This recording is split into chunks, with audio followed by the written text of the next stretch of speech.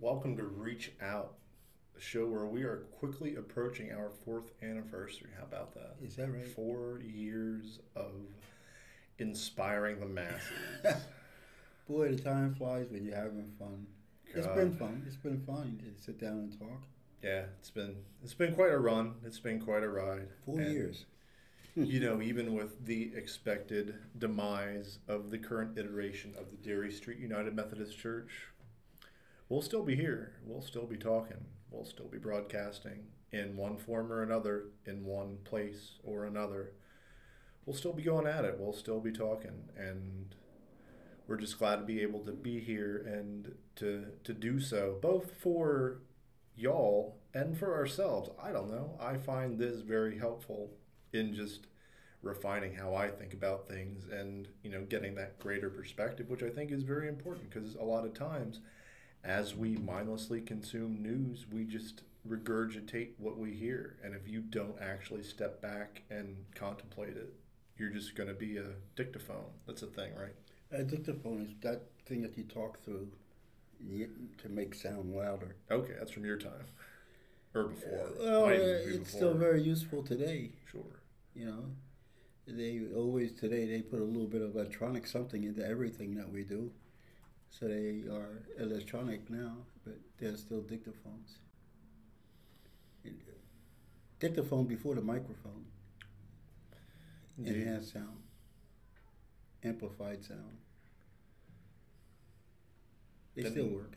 Now we got a fancy USB microphone here, which is fine. It's good. Just want to thank Maya from TSO Live for letting us use her mic. It's a nice one. It's good. But, you know, things change and things progress sometimes. They Well, don't always yeah. they don't always progress. It's occasionally an ebb and a flow when it comes to social movements. In terms of how you see things, I don't know, but what we do, what we're doing here, and I look around this room and I look at the equipment that's here. There was a time that you needed two big rooms full of equipment to do this, and that's not that long ago. And you had all these tubes and wires, and now so much stuff is just miniaturized, and there's a camera there. The camera would be like this, and the camera is like this, doing the same work. You know, Mhm. I got my wife a keyboard for Christmas, Hmm. and when I was carrying it in the house under my arm, I remembered when my father had saved for years to get this organ, and finally he got this organ, and like it took 6 guys to bring it into the house, and we had to move everything to fit it into space in the house. And basically, everything that he did on that organ, she's able to do with this keyboard that I carried under my arm. Probably a lot more. And some things that If she likes the crazy sound effects, if she wants to do a that's bong, there, or yeah, ding dong, yeah. she that's could all definitely there. do Yeah. some fun stuff like that too. Yeah, and at the same time, she can record it and play it back. And she composes a lot, so she could play it back and listen and do it again. Yeah. So I guess that's progress, but I mean that's not what makes one a Beethoven.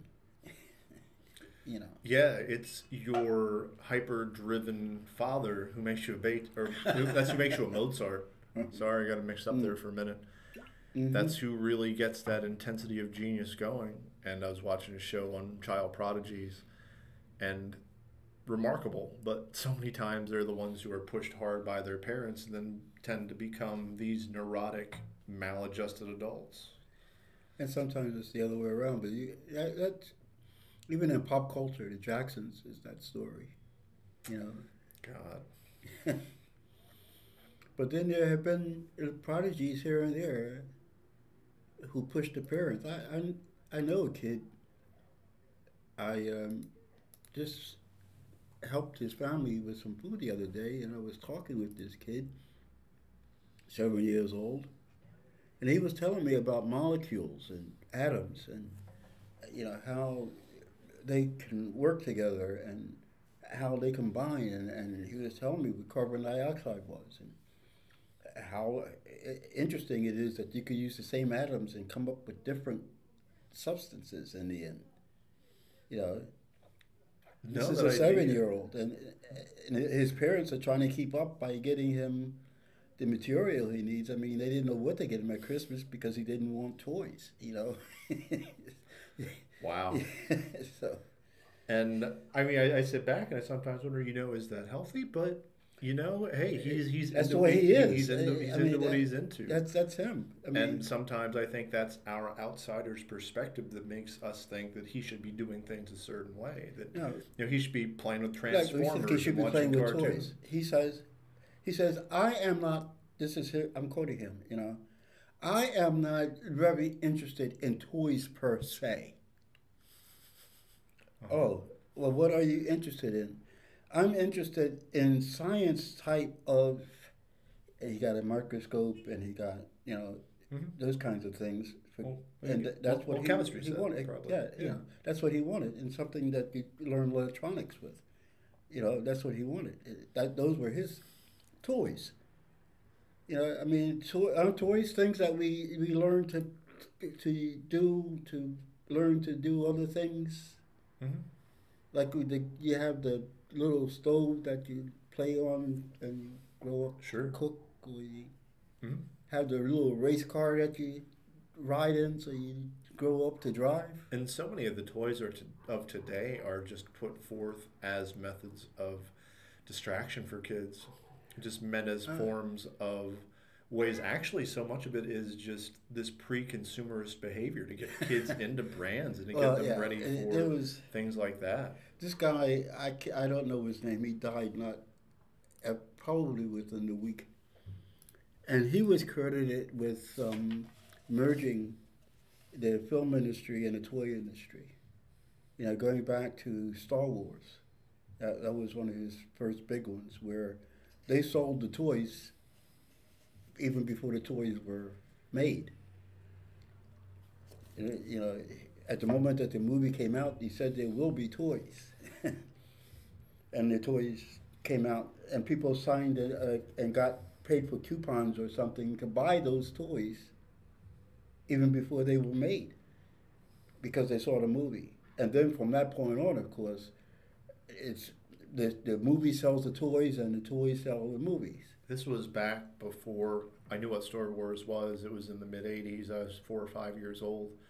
And I visited my grandparents, and my cousin, who was 8 or 9 years older, who actually watches our show, he might be watching now. He had a bunch of those old classic Star Wars toys, those originals from the movies, back when he was 7 or 8, which would have been around the turn of 80. I'm like, what are these? Like, they look kind of neat, but I have no idea what they're about. And I'm like, like these are the Star Wars toys. They're really rare and valuable. I'm like, what do I care when I'm 5 or 6? What does that matter to me? They're just neat, but I had no idea what they were, what they were about.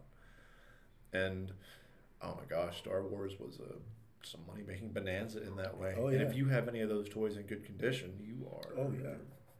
Just like Transformers now, like the original Transformers. I actually have some of those. I don't know if I want to sell them though. Wow. Yeah. Actually, I also collected baseball cards back in the day. Oh, I used to collect baseball cards. Oh man, we used to flip cards. And, trade cards and all kinds of I used to know all the statistics on the back of the cards. I can't remember a statistic now. I remember 60 home runs being a big thing. Yeah, 61. It still is if you're not adulterating yourself with stimulants and testosterone.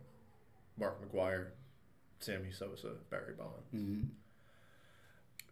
During that time, I didn't know enough, but you saw these guys with Herculean arms and these huge chests. Yeah. And you're just thinking, is this natural? I mean, yeah, sportsmen, they are just, I think they're in a special class of athlete. Human being, you must have done a lot of push-ups. But a guy like Barry Bonds, and I've heard it said many times, and it's true, he wouldn't have needed it. He wouldn't have needed any of that. He was just incredibly gifted on his own. Mm-hmm. Like he would have hit 60 home runs at some point just on his own. Mm-hmm. He was that good, but I don't know. I don't really get it, but it's. The impetus is there. The competition is there. I honestly see it more for someone who is on the edge, who is almost a major leaguer, and who wants to make that $1 million or so his family will be secure for at least a while. Like, I get that. I don't necessarily agree with it ethically, but I understand it. That's a secondary motivation. There's a drive. That's a first, I don't know, to be the best at something, to be something where you strive that people will remember you forever at whatever it is the primary drive, whatever that is. And earning a living at it comes second. Yeah, I guess. I don't know. Let's say you're a minor league baseball player and you've spent your years from, age 10 all the way till, say, age 24. Yeah. And it even may have led you to, unfortunately, to, skimp on academics and just devote your life to baseball. Then you're sitting there at 24 years old. You might have a high school diploma. You hopefully do. And you probably don't have a college education, at least if you went right into the minor leagues. And, you're staring down the barrel of, going to work in an Amazon warehouse. Or like Kurt Warner did back in the day. He was stocking shelves at a grocery store. Well, sure, but that's later. I mean, that 10-year-old wasn't driven by that. That 14-year-old, he wasn't driven by that. I mean, he just liked playing baseball. He just wanted to be the best at playing baseball. I mean, I don't know what that drive is. What drove Miles Davis to a horn? I mean, or even just even not to be the best at baseball, but just to have fun. Sure, but we all can have fun at something. But some of us get another inkling when we get to be better, and we notice that we're better, and we want to be better and better. It's another thing taking over than having fun. There's another drive inside a human being than just having fun. There's another drive inside a human being, even believe it or not, than just making money. So some of these, look at some of these extreme sports things that people do that they don't make a dime. But they're driven. I mean, extreme sports, maybe they just started making some money. Yeah, but, sometimes. But those people are driven by what? Have you seen those people who wear the flying squirrel suits who fly along the mountains? Right. That was like a lot of fun, but I just ran into the mountain. So I don't think I'll do it. But that looks like a lot of fun. Okay. And people lose their lives and whatnot, and if they come close to losing their life and still have an ounce of energy, they want to get back up there and do it again. What is driving those people? They're not driven by money and not even necessarily by fame. You could, those people, they would crash into a mountain and nobody would know their name. So it's not the fame and it's not the fortune. What drives a human being? There's a show that's coming on after the Super Bowl where we're going to see some people all from all around the world with extreme talents. What drove those people to have those talents? They're only now becoming noticed. Who wants to, do a handstand on 2 fingers or whatever it is that you do? What's his name? Lee, the one who just died, the comic book guy. Stan Lee. He had a show where he had people who were extreme in the things that they did. Not one of them driven by money. Not one of them really driven by fame. But they developed their incredible whatever it was. I don't know what that is in a human being. I don't even know, for example, is that what we find in a dog when we find a dog that surfs? I don't know. A dog that skateboards? Maybe a dog that plays football, like Aaron Budd, golden retriever. The dogs who do some incredible things chasing a Frisbee.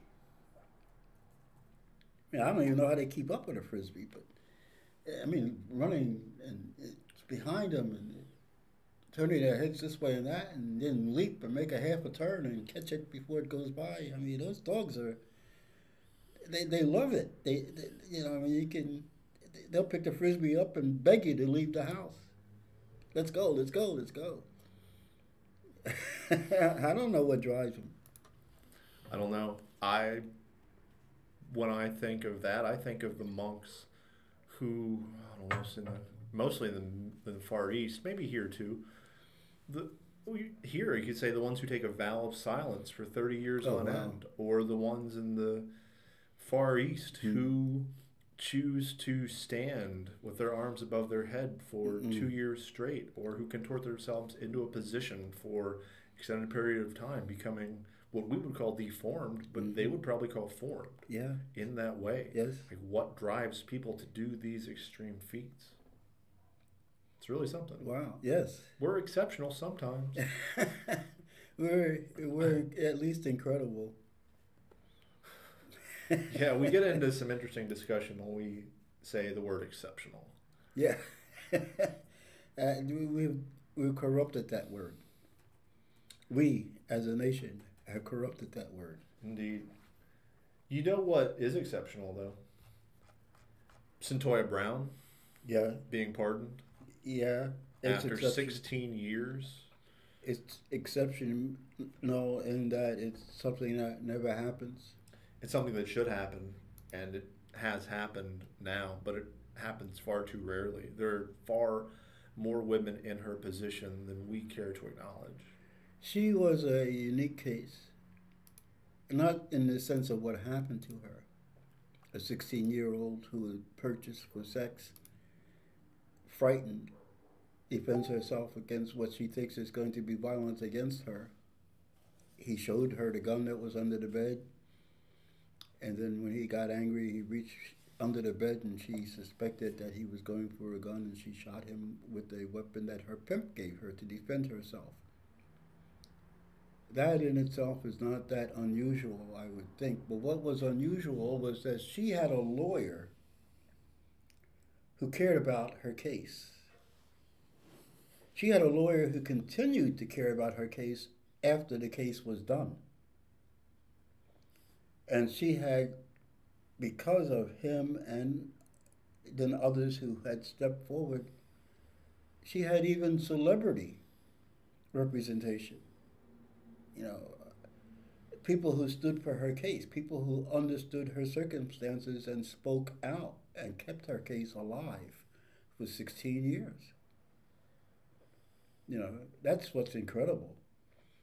And that is what made the difference. Not 1, 2, 3, 4 years, not 1, 2, 3, 4 voices,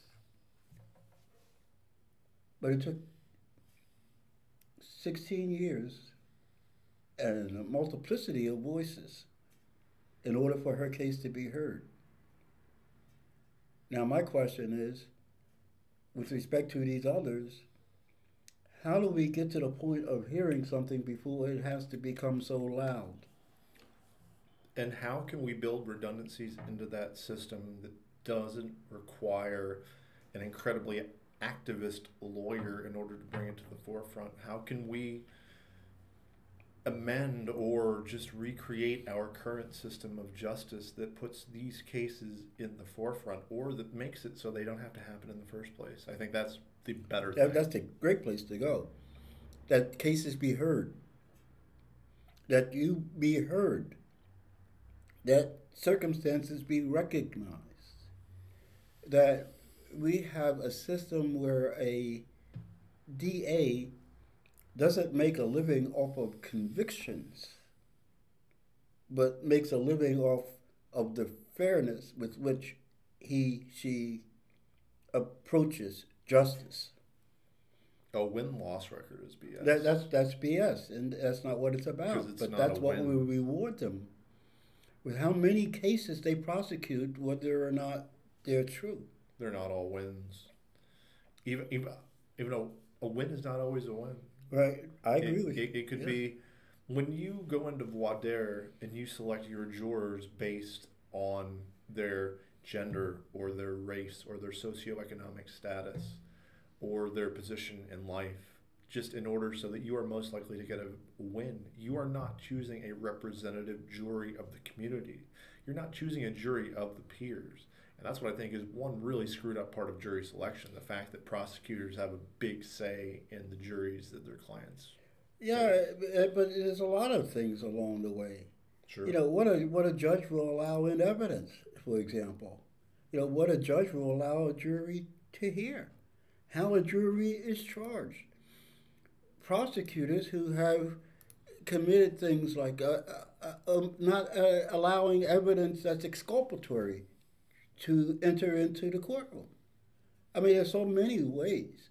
And we have no system at all of review those DAs that are using the trampling of rights as a stepping stone to wherever it is that they are going. We have no way of going back and reviewing how many times they use the jailhouse snitch to tell a lie. And then if we find out that they did, there's no consequence. And that's the part that is so disturbing because it allows it to go on and on and on. We have cases where people get out of jail because you know that what the DA did in that case was illegal. How about informers who are facing other charges? Sure. Who are just guilted and forced into situations and they themselves could die. We've seen that a few times. We've seen a 17 or 18-year-old young woman who was forced, she was caught for marijuana, I think, and she was sent into a situation that was incredibly dangerous, and she got herself killed, or they got her killed. She did not get herself killed. They got her killed. Because they rather not do the real work of what it takes to be a lawman, you know, to be a cop, to be a prosecutor, to be a fair decider of justice. We've systematically created a system that maximizes the ability of the DA to get a conviction and minimizes the ability of an individual to get a fair trial. And we also have a system wherein we force the police to define themselves in terms of how many arrests they make and how many people you can get to confess and all that other kind of stuff that they do that's illegal and has nothing to do with solving crime. But these are the things that we judge them on and promote them on.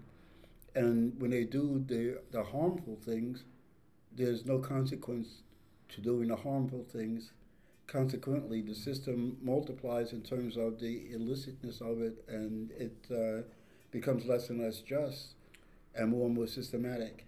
Just imagine a system where prosecutors were rewarded for transparency, where they were rewarded for just completeness of presentation, where they were rewarded for not withholding evidence and not withholding witnesses and just seeking that fair trial. What if we lived in that system, or what if we created that system where those conditions could actually exist?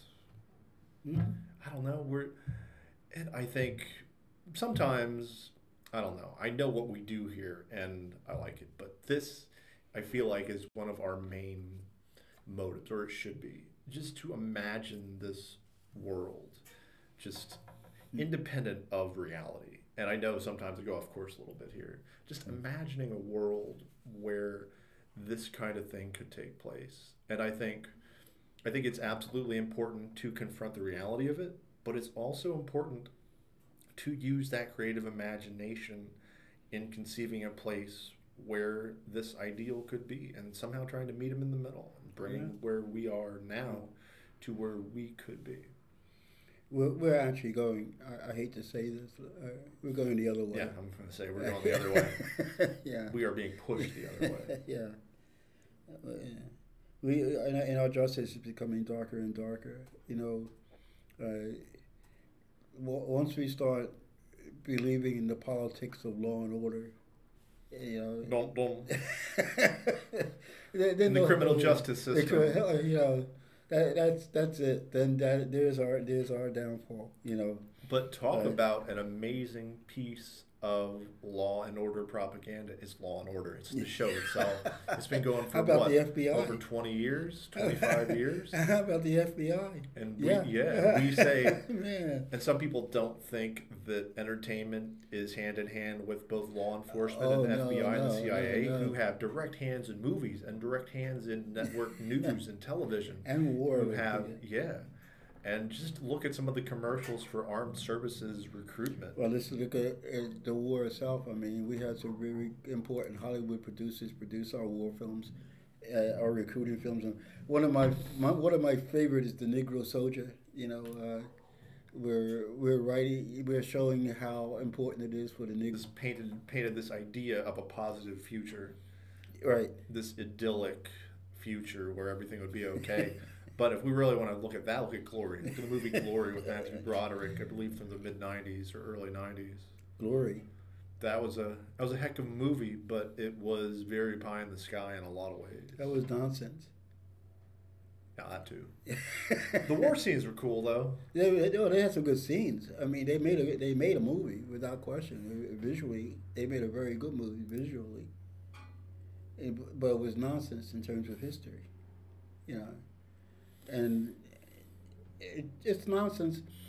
One of the big problems with being black in this country and learning anything at all about history, for example, is you start with the Revolutionary War. You say, I think the wrong side won. We say the British were promising me freedom.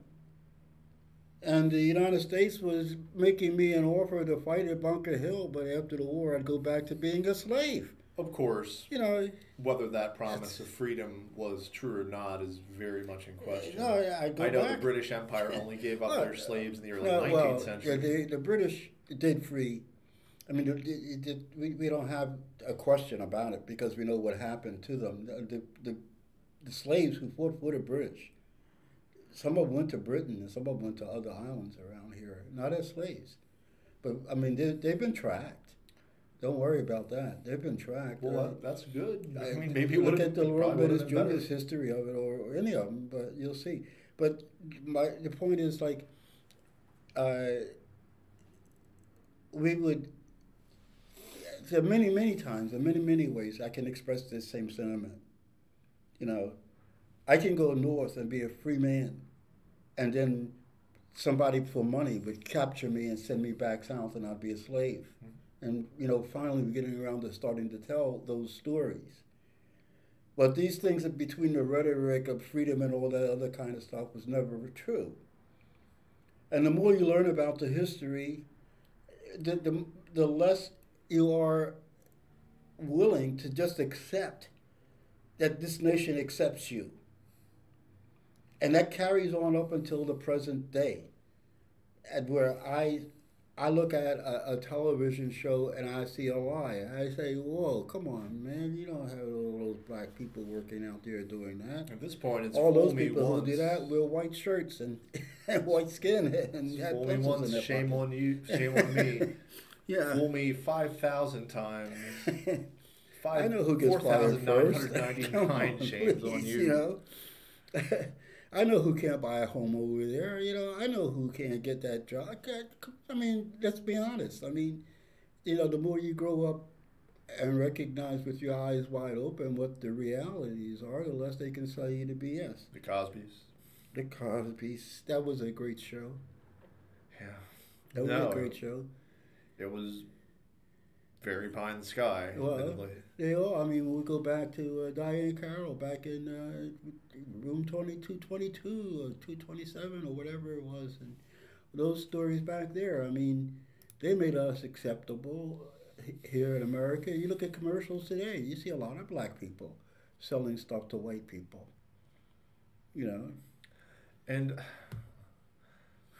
forgive me for this, just the idea that, you know, well, you know, I could be cool if, like that guy, I buy that. So, like, I'm, you know, put forth as that, you know. Well, you make a lot of money. How do I don't know how to think about that. No, I feel weird saying it. I don't know how much I like myself for saying it, but at the same time, like that's the vision put forth by a lot of advertisers. Well, and by a lot of everybody. I mean, Adidas. I mean, Air Jordans. I mean, you know, Cyntoia Brown was very fortunate. I'm so glad for her. And when I look at her and I listen to what she has to say, she seems to be a very beautiful person. She has grown a lot, apparently, inside the system. And I know she had to make a great effort to do that. I feel that some of the things that she had to say were a little bit off, but, humbling herself before the system in order to be let out. And not exactly let out. Don't forget that she's got to serve 10 years on probation. 10 years of urine tests, 10 years of reporting for meetings with the probation officer. Are you freaking kidding 10 me? years of not being able to travel without letting people know where you go. Are you kidding me? No. I didn't know that part. No, she's released to probation for 10 years. Her life is still under the thumb. Okay, never mind. Never mind. That's not exceptional. Never mind. Well, it is. I mean, we got... No, you know what? That's like a half prison. That's like sure it is. That's like semi-prison. Sure it is. You know what? Screw you. That's not exceptional. She's not free. No, she's not free. Anybody and who there's no uses reason that word, that she shouldn't be. Should understand that it's not true. She's not free. No, she's not free. She's still under state control. Come on. Man, she Man, can't have no. a boyfriend unless everybody knows his name. No. Never mind. Anyway, The Wall. The Wall. And not the album by Pink Floyd. I like that. I saw a real, I don't know, what would I call him? Like, I started a new job last week, and there's this guy there. He is about 10 years younger than, no, he's about 15 years younger than you. Like the most straight-laced white dude I could imagine. Very, just a guy, decent guy, but even just a guy. But he's like, I was watching that movie, the movie The Wall they made. Mm-hmm. You're familiar? Yeah. I'm like, my friend, I don't think you were in the right state of mind to watch The Wall. I think y'all know what I'm talking about. Because there's a certain state of mind you should be in when you watch that movie, and my friend was not. He was certainly not. He's like, it's okay. He's like, I like the album. I didn't like the movie too much. I'm like, well, yeah, I mean, you're fully, endowed, or you're fully allowed to not like that movie because it's weird. It's a weird movie. Mm-hmm. But at the same time, I'm not sure if you're really watching it from the right perspective. You got to be in a psychedelic state of mind. That's what I'm saying. But that's not the Wall I'm talking about. That's not the Wall we're talking about here. We're talking about our man Trump putting yet more bricks in his wall, the one he promised us, the one I've been so longingly waiting for ever since he was elected president. Well, let's understand one thing before we even talk about the wall. Well, the idea of the wall is BS. It doesn't even stop people. You can throw it right on under, fly over. Look, let's go back to understand one thing, because we got to understand this whole situation here. There is already a wall.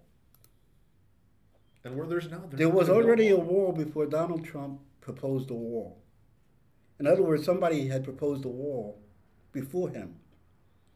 And somebody had already started building this wall. And the only thing Donald Trump could run on was promising to continue this wall. Either you can say it in terms of making it stretch the whole border, because it didn't stretch the whole border, or you can talk about reinforcing and making it stronger or whatever. But let us understand, please, that Donald Trump's, what he is giving us is a continuation of a process, not the origin or beginning of a process, okay? Because it sounds like the way that we are having this argument is that Donald Trump was running for president, came up with this idea of a wall, and the Democrats are opposed to it, and Republicans are in favor of it, and the country is in the middle of this big fight about it. It's in no way that black. And that's not even beginning to be the case. It's not that simple. Not at all. Not at all. Who started this wall? When did this wall? How many presidents have been building this wall? It was since Clinton, right? Yeah, yeah. And basically all of these issues that we have, separating the kids, or ICE, deporting people, etc., are a continuation of a problem here in America. Bill Law and Order Clinton, for real though. Okay, a lot of this stuff in terms of ICE and stuff with Clinton as he makes his centrist move. Now I'm not saying this to say that this Donald Trump guy should be off of a hook or anything like that. No, because he's smart or anything like that. He is who he is, and we. But I'm talking about the problem here in America. The problem here in America is its lack of immigration policy, because it's a racist country that cannot sit down and have an honest debate about immigration and come up with a policy that applies. And I'm talking about 3-4 presidents worth of this discussion. I'm not talking about this discussion beginning in 2016. And we are also absolutely refusing to look at the origins of our immigration crisis. And that is largely the evil and the malady that we have done around the world to the nations from where these people are coming. That's the origin of the crisis. The country of origin thing was a way of saying that we are not going to say we're racist. Before we had that policy, first, look, this country started off with a policy that in order to be a citizen, you have to be white. That's the original Constitution. Nice. Okay, then we say, I don't know land. That doesn't look so good, okay? But we did have a policy that directly said that we'll let so many people in from Europe, so many people in from Eastern Europe, so many people in, and we're talking about skin color, from the dark continent of Africa, from Haiti, and Mexicans and whatnot. We always played with the Mexicans. We're even into that narrative, that language at that time, the dark continent of Africa, with the wild savages in South America. That was our policy. And then we said, hey, this doesn't sound good. So we sat down and we made a policy that said we will accept people beginning with now as to they're coming from their point of origin. Where did they start from? Not even necessarily what was the last country they came from and all that, because, again, we're identifying race without identifying race. But with a nod and a wink. When we have Haitians, we send them to Guantanamo. When we have Haitians, look at right now, there's an argument about whether or not it should end and we should deport some 40,000 Haitians who came here during an earthquake? Why is it that when they migrate here, they have a time? The clock starts ticking. And they only come here and then they got to leave. I mean, what is our policy? You understand? Well, I think the big thing now that's happening that we don't especially acknowledge is that we no longer nod and wink. We just hear the unfiltered words instead. We hear Don Jr. saying that this wall is like the fences at a zoo, that we are now blatantly and in full voice comparing these immigrants, these migrants, as they would call these invaders, to animals, to beasts at the zoo. That is terrible. And that's, I'm not saying that we didn't believe that before, but they are just we called them monkeys before. Yeah. I'm talking about in our history now. Come on now. Any place where black people came from, we called them monkeys, and we had people looking for their tails. The Filipinos, we called them monkeys. Africans, we called them monkeys. Japanese, we called them worse. Japanese, you doggone right we did. Let's face up to what this country has been. What he said is terrible. But we can't sit here and pretend like we're coming out of some kind of innocence and he's saying something that we've never heard before. That's such nonsense. All of a sudden, with this administration, it's ooh and ah. You know why? One of the reasons? Because we had a black guy before this who didn't say anything out of the way. Everything he said was eloquent. He said it in the right way while he did these same kinds of things. While he built up the border wall, while he struck with drones, while he deported over 2 million people. While he kindled the Arab Spring and left them to their own devices. Yes. Donald Trump is terrible. But Donald Trump is not America. America is America. Now, when I saw Pelosi and Schumer and Trump together, I thought I was looking at an episode of the Three Stooges or something. You know, here we go. These people, they said if they're going to get together to meet, to have a discussion about ending this government shutdown around the wall. And the first thing they say when they get into the meeting is, we're not going to put the wall on the agenda. So what else is this about? It's so not about how the do wall. you, What else is this about? then you say, oh, he's a child. You're all children, excuse me. But if you're coming here because we have an argument about a doggone wall, and the first thing you tell me is that we're not going to discuss the wall, which one of us is being, it doesn't matter. What I'm saying is that none of the people in the room were the adults. And all of the people in the room were the Three chosen Stooges. to represent them. Look at who were chosen to lead both the House majority and the Senate minority. It's the a ones comedy who have team. led them for years. I think it was pretty funny when there was actually a question who was going to lead the House majority this term, because there was never a question.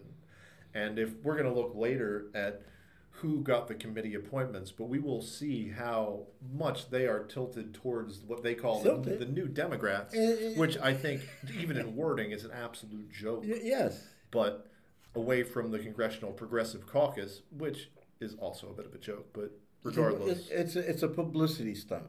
And there are some real progressives in there, There's some but real, just not enough. No, look, there's some progressives in there, and they're going to tout them and use them and ridicule and destroy them. You know, that's what they're going to do with them. You know, you're coming into our house and we're going to ground you up. You know, we already had the example with the Green New Deal. New Deal, how we promote somebody and then take it away, snatch it from under them, and put it back in the old establishment way. Yeah, but and look what happened in this meeting with Trump. They can't even talk about the wall. They can't. And they just, when the responses afterwards, they're just talking about the political situation. They're not even speaking about the humanity of it until Sanders and Ocasio-Cortez come forth and actually put some blood behind it. They put a human face on it. And yeah, they're not perfect either. Let's not get that going, because they're not. But at the same time, they're actually speaking to the human aspect of this crisis, whereas Schumer and Pelosi are not. Maybe they're not. Who knows? Here, we don't need people to talk to the human aspect. I mean, we do. No, let me say what I'm saying here. Okay.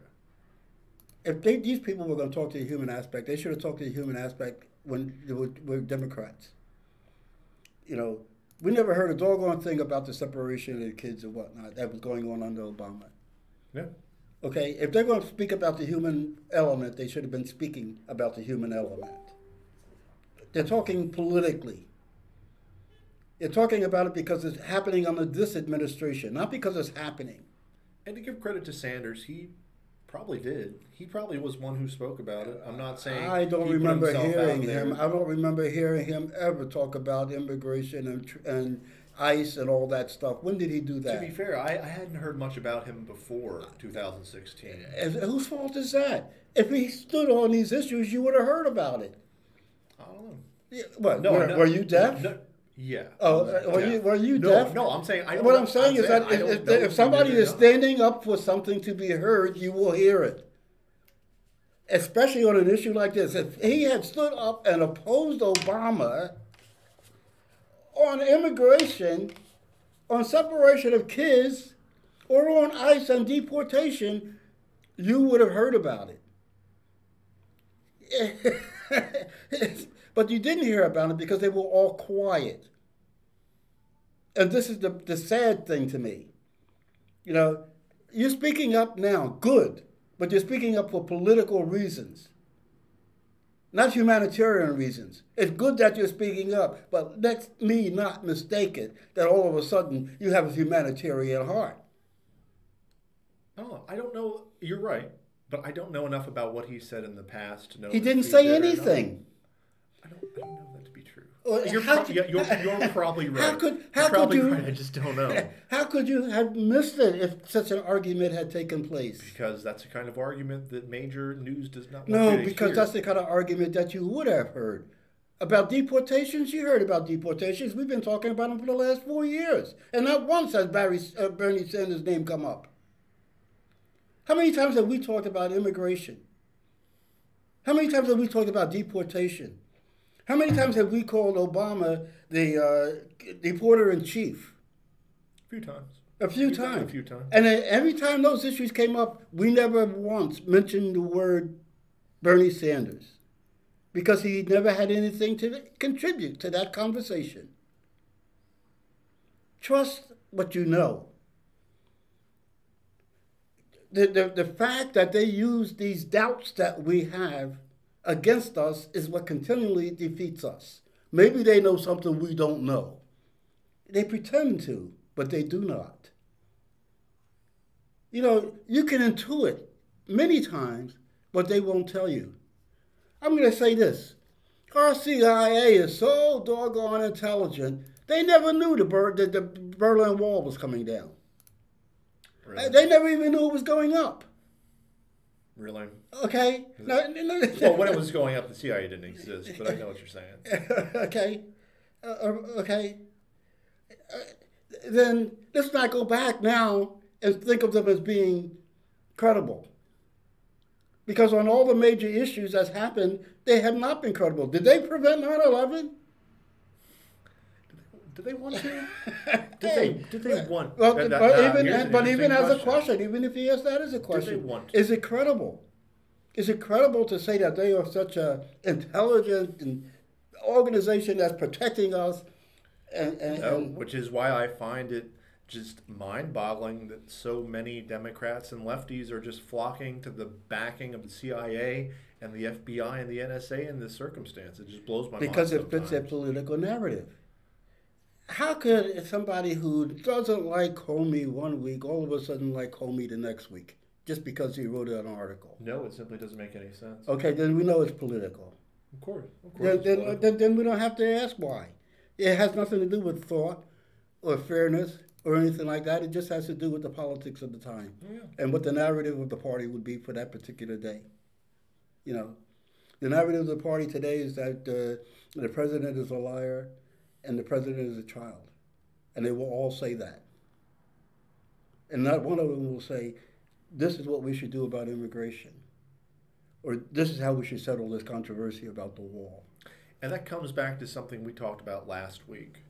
The idea that we, as a country, have become unable to govern, unable to solve problems. We have become that crisis waiting to happen because we can't deal with it. We can't address it. We have planned ourselves into this We are each of these crises. ineffectiveness. We are each of these crises in a process of happening.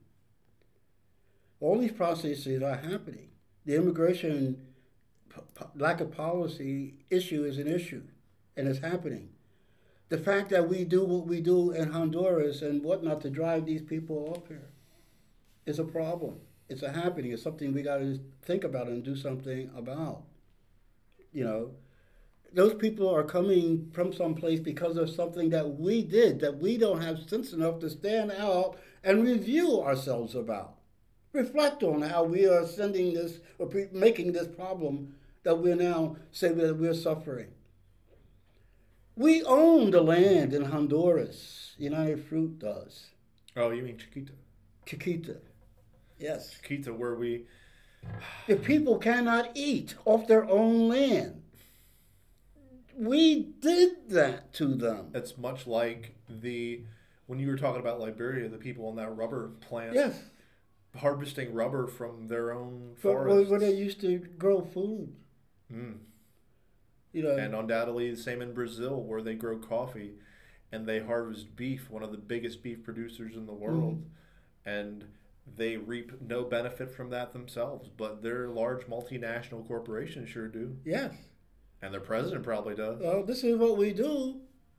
If you're creating a problem for yourself, let's recognize the problem. The Senate the House, they're supposed to be deliberate bodies. They're supposed to sit down and talk amongst themselves. They're supposed to present a problem on the floor and have their people research it and come back and make presentations to them and make decisions, therefore, on the basis of what is best for the citizenry, for their constituents, for their country. Not what is best for Johnson & Johnson, Grumman, Boeing, General Electric, Nestle, Esso, or is it Exxon? Maybe one of them is gone. which is a crying shame, and I wish them all the best in their future endeavors, of course. But, yeah, absolutely right. At this point, I don't even know if we're the dog being wagged by the tail. I think at this point, we're the tail, and we go wherever the corporate dog takes us. I don't think that we are even part. They decide what they want to do now, and they do it. There's no discussion, real discussion. First of all, you got to understand, like, the fact that you have a government that can be closed. We make up the rules. These rules happen because man sits down and writes them down and say, this is what we're going to do, and this is how we're going to live, and this is what we're going to be guided by. And one of those rules said that we can close the government to the people. We made that rule up and put it there. And it's been exercised before, and it's being exercised now. But we don't have a rule that says, if this takes place, y'all have to sit down and work this thing out within 6 days, or y'all have to work this thing out and not go home, and not close your sessions, and not take vacations, and not get paid. I just wanted the punchline there, Bill. Damn it. Oh, I'm sorry. And not get paid. Paid. Right on. And not get paid. That is, I think, the prime, just messed up part about this. They're furloughing hundreds of thousands of federal employees and others. And those people are not getting paid. And people are not getting their food stamps. They're not getting their other benefits. All this stuff. And these Congress people and these senators and these government officials, they're still getting paid. Trump's still getting paid. I can guarantee that. Look, they're still getting their money. Remember, here in Pennsylvania, the argument is about what they call the surplus, which is a rainy day fund, which is money that they have set aside just in case, for some reason, the government should close and they have to pay them and their staff. That's for them. That's for them. Mm-hmm. And it's just sitting there doing nothing, not contributing to the economy of the state. It's sitting there just in case. Just in case something like this should happen on a state level, they will still get paid. They're playing politics with people's lives. Well, they're not playing politics. They're playing their BS game of me, me, me. That's what they're doing. They're playing King of the Hill BS. Doggone it, it used to be politics.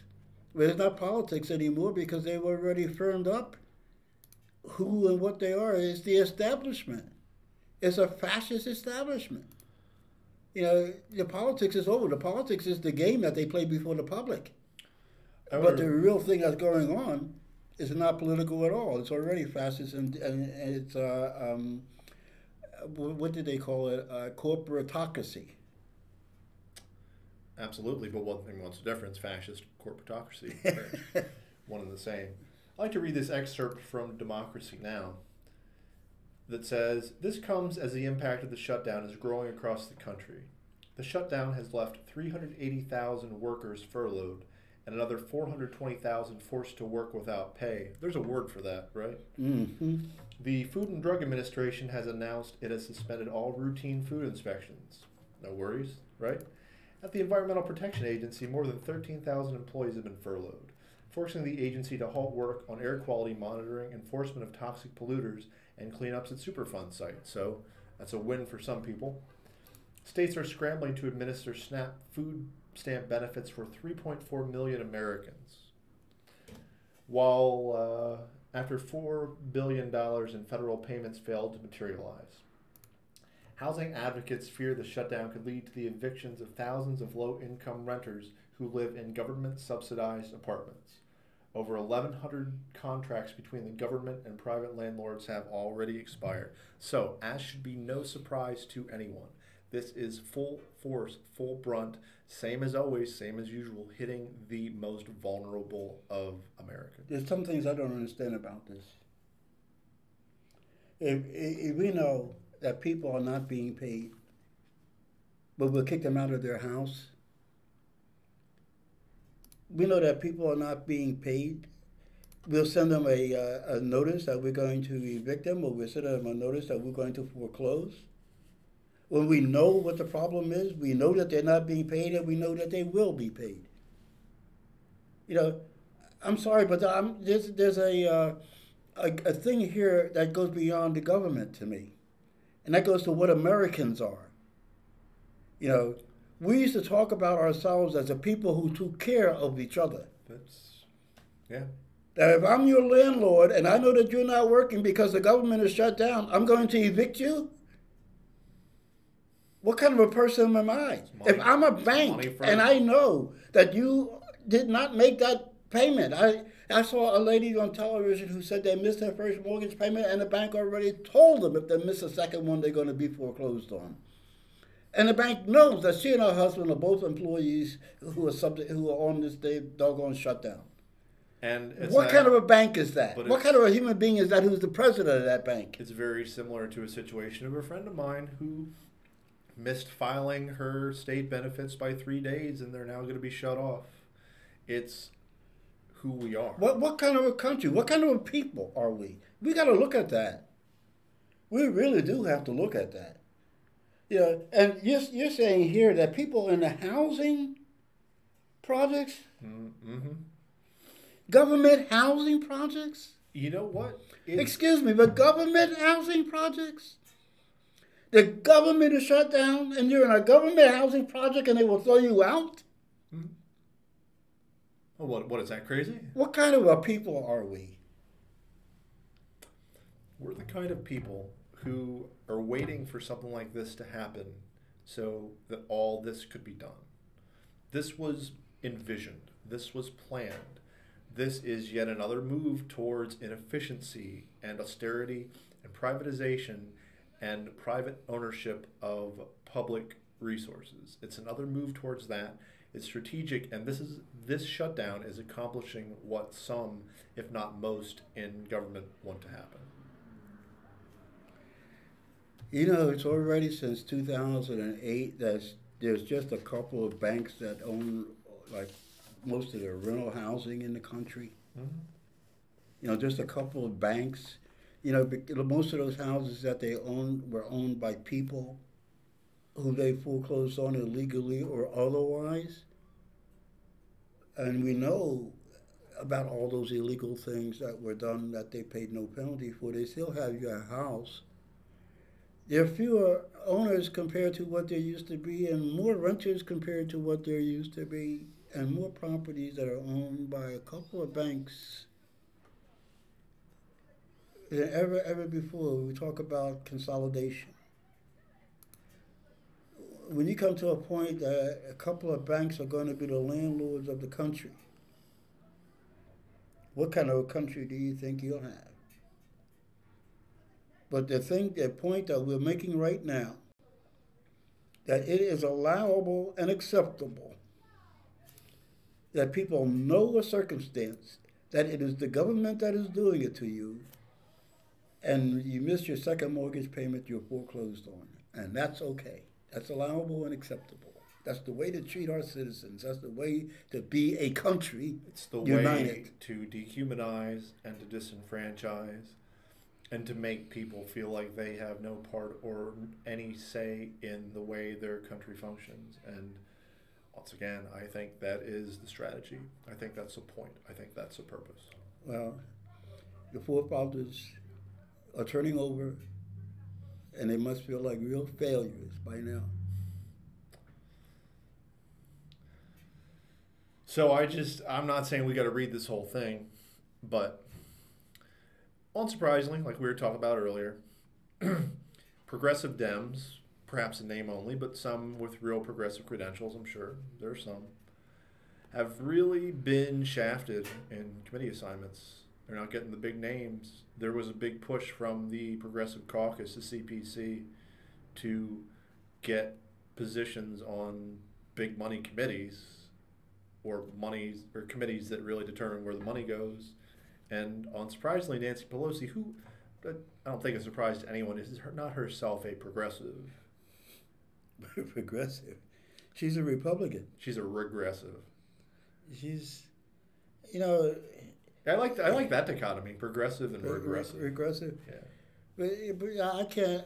You know, there's a club there, and I can't. I don't know how.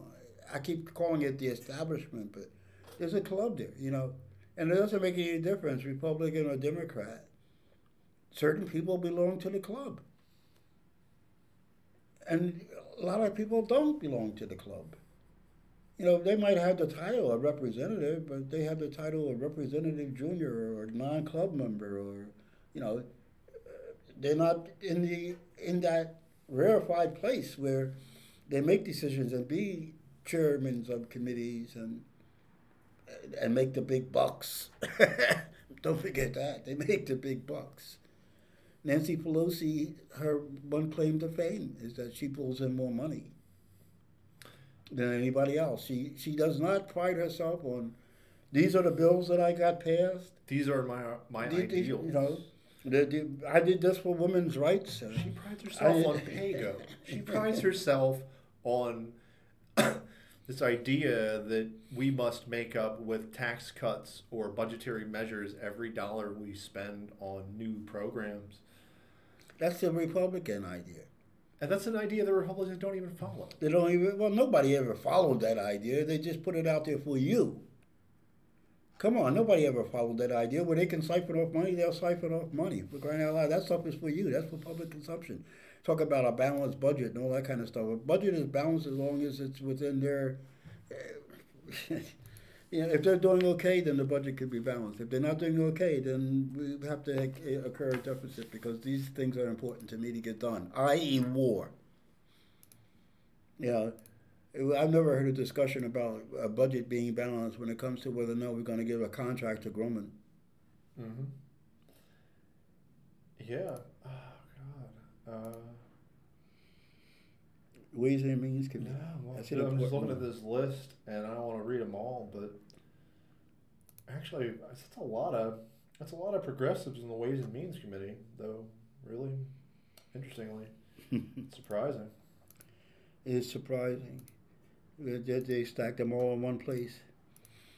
Yeah, not Energy and Commerce, though. No, that's for sure. Yeah, not Energy. A lot of new Dems on there. Mm-mm. Energy and Commerce, of course. Which is Energy and Commerce the one who is going to be responsible for the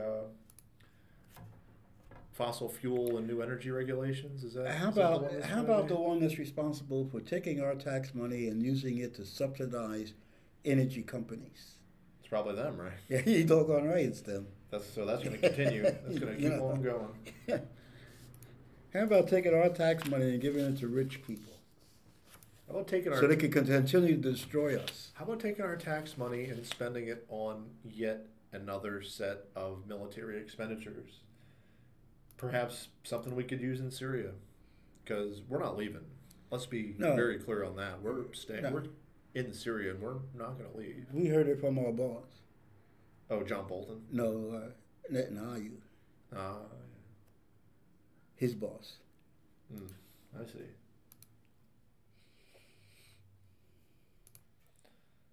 The president said, we're going to withdraw all the troops from Syria. And he said, we're going to start withdrawing the troops from Afghanistan. You know, the day that he said that, it was interesting because Putin was having his annual news conference where he meets before the world. People from all over the world come and sit down and ask him questions, something we would never consider doing. last 3 hours. Last year was 4 hours, but this year was a little bit shorter. Oh, God. And one of the questions that they asked him was about the United States pulling out of Syria, you know. And his answer was, first he smiled. I saw it. And he said, they've been in Afghanistan for 17 years, and each year I've heard they're leaving, So it's been 17 years, and so far they're still there, so we'll see what this means. That's what he said on the day, and people go, oh, poo-poo, oh, poo-poo. But, Putin putting a damper on things. But that same day, Sarah, is her name Huckabee Sanders? She said, look, we're not leaving, she said. We're just transforming to another level. Kicking up the bombing. Whatever, as some people say that we were going to be, and the president is now saying we're going to do more bombing there than we did before. Kicking up the drones, as if that's what we needed to really ramp up. As though we are not the prime user of drones in this world, and as though Obama is not the father of drones, and Trump is not his beloved son. Yeah. Here we go with John Bolton going to Israel. After the president, who ostensibly is his boss, said, we're going to pull all the troops out of Syria. And then John Bolton, he stands up with Yahoo, and he says, we're not pulling out. He says, we're going to stay there as long as necessary and protect Israel. Basically, that's what he said. Oh, I'm sorry. I didn't realize that a country who had by far the most advanced weapons technology in the Middle East, in terms of bombers, in terms of missiles, in terms of missile defense, in terms of nuclear arsenal, even if they don't admit it. Or do they admit it? I don't know. Regardless, they have all that, but no, they need our help. They need more of our help. That's one thing, if they need or don't need. But the other thing is that they can drive our policies. Yahoo said that Israel is going to continue to act in Syria and to act aggressively. Now, what does that mean? They're going to continue to shoot missiles. They're going to continue to bomb. This is what they're doing in Syria. They get up behind civilian aircraft so that they don't get picked out. Or if you try to shoot them down, you hit the civilian aircraft. And then they shoot missiles and whatnot into Damascus. It's a sovereign country, and it's against international law to attack them. There is no war between Israel and Syria, and yet Yahoo can stand up before the world and say, we're going to continue to act, and we're going to continue to act aggressively, and John Bolton can stand there with them and say, we are going to protect them and back them. So they wag our policy. So Netanyahu, declare war already. He's already at war. Then declare it. Declare it. I mean, I'm saying the war that he wants is the one with Iran. When you declare a war, there are certain things that happen. There are certain international, international, laws and edicts and treaties that kick in when you actually declare a war, and it becomes a very public thing. But if you can sit on the sidelines and lob your missiles and say, we're not really at war, we're just protecting our own sovereignty, that's very questionable and tenuous spot to be. It's questionable. You are making war in Lebanon, you make a war in Syria. You're making war, and they're not making war on you, but you're protecting your sovereignty. Sure, I go with that, and we go along with it, and we back it, and we are the major perpetrator then of the threat, not Israel. It's like if you're being backed by the bully on the playground. You're a little guy, but you can go around the guys and say, I'll punch you in the nose, because they know that you're backed by the bully. And that was always the little guys who would come try to punch you in the nose. Back in junior high, there was this kid, and he had seizures a lot, and I felt bad, but he always tried to pick a fight. I was as tall as I was now. He was like 4'6", but no, he'd always try to pick a fight, and I hated it. I'm like, kid, I don't want to hurt you. I don't want to have to do this. You'll probably have a seizure.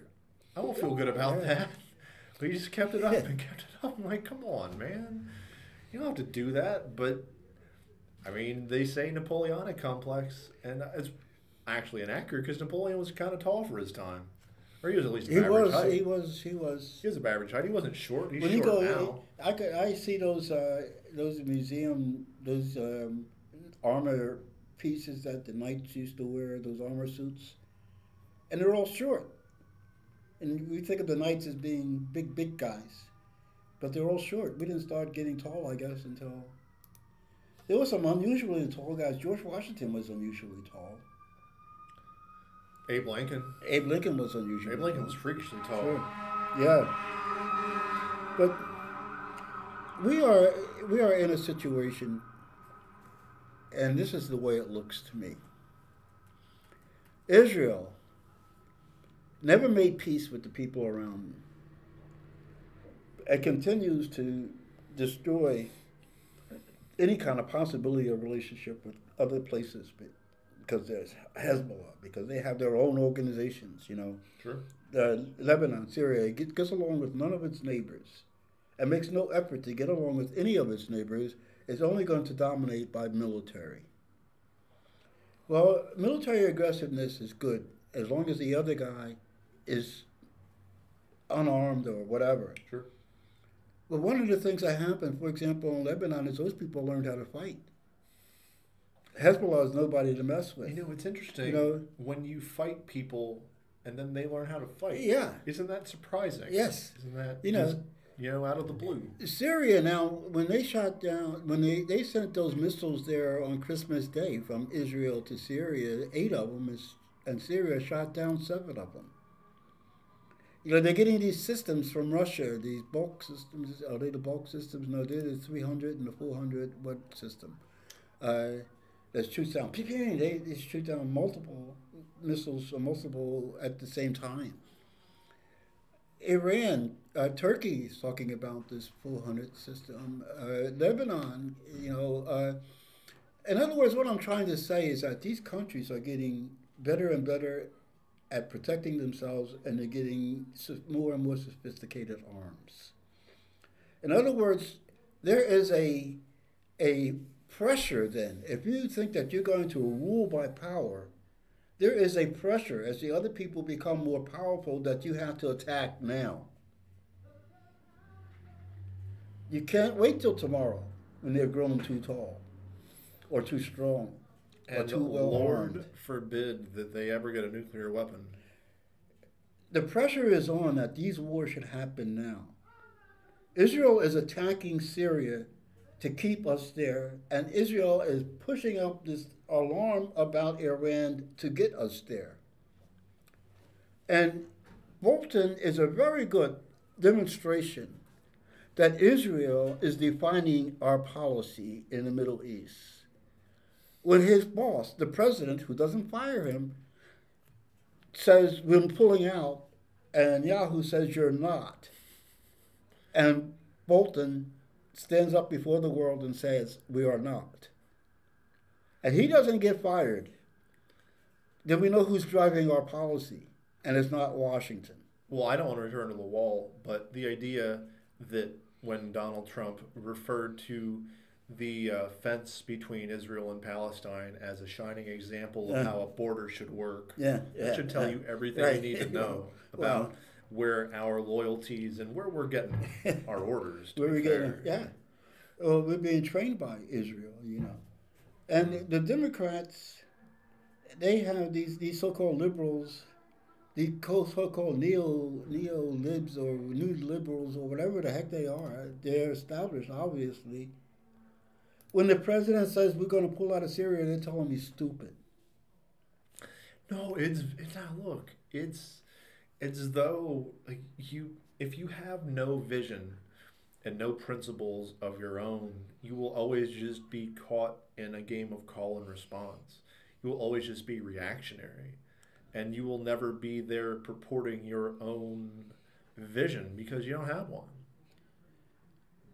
The president, he made a move, and I thought it was credible. I mean, I don't. there's a lot of stupid stuff that he does. But making a move of pulling out American troops from a place where American troops are doing dastardly deeds and getting themselves in harm's way all the time, it makes sense to me. I like the idea of peace. You know, it's our profession. It's yeah, it was, yeah. But here's this guy, Mad Dog, he calls himself. Mad Dog. Mattis. He quits because the president wants peace. And what does he become? He becomes a hero to the left. Stephanie Miller calls John Bolton the calm voice in the room, but she praised Mattis. Oh, like you thought Mattis was a saint because he was quitting because we would not go to war or continue a war. What are we doing? What are we even doing at this point? We don't understand our own values. I mean, we espouse values and then we don't understand what they mean. No, we understand what they mean all too well. This is purposeful. This is intentional.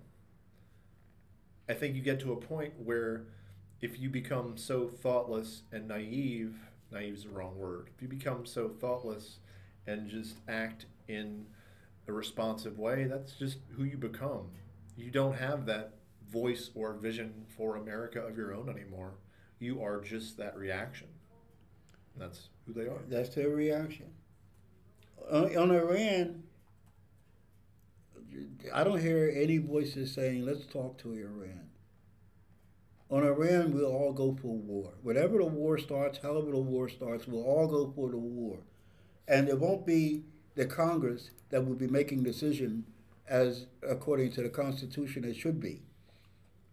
On North Korea, we started a process that could have led to a reduction of all this tension.